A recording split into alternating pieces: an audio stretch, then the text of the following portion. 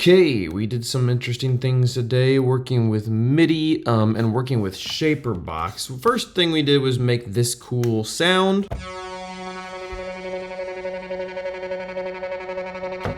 Cool sound I don't really have a use for yet, but like one sound starts and then fades into a tremolo, and then another one comes in and can independently move down that tremolo scale as well.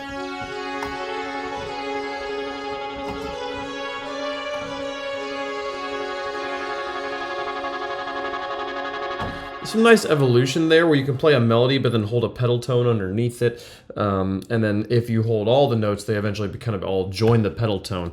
It's two different things interacting with this filter to make it do this thing. One is this tremolo here that is affecting filter cutoff number 2, as well as the reverb mix, just to kind of reinforce. Actually, I'm pretty sure it's bypassed on the reverb mix. Unbypassed, yeah. So it is bypassed right now. So this kind of tremolo here is only affecting this filter here, and so it moves it around back and forth. But you can see it starts as just a full like non-filter, and that's because I have this affecting the mix knob here. So those two things together create this effect. To hear it more cleanly, if we just kind of turn off all these things.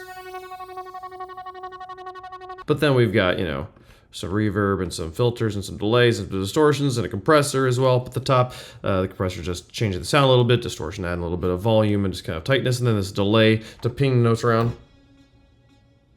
as a little, just an extra texture.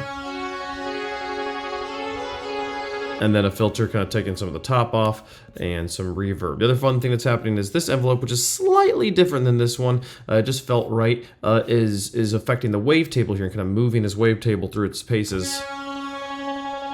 You can see kind of more clearly if we go here.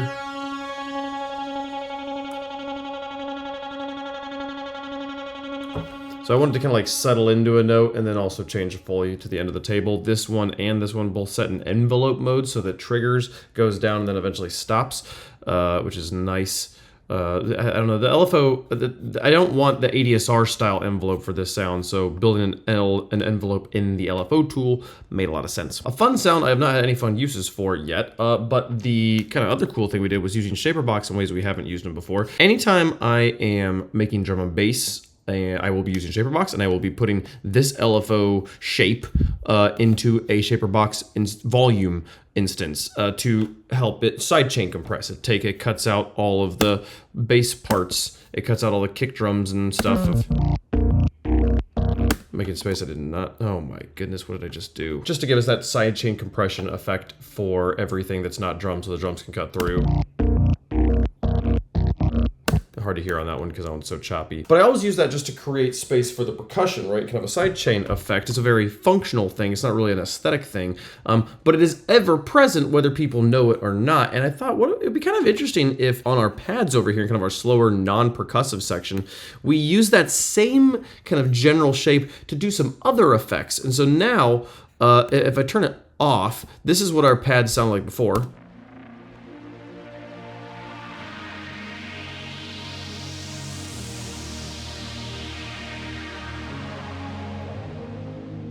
Now listen to this. Listen to what this sounds like.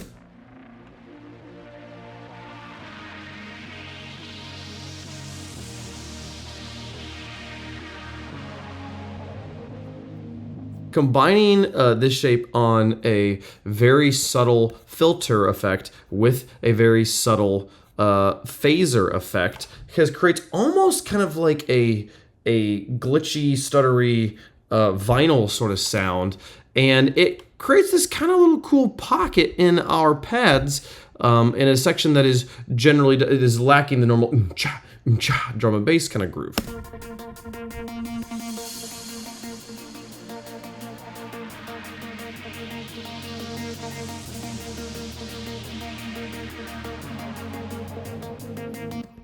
It's also going on over in this one.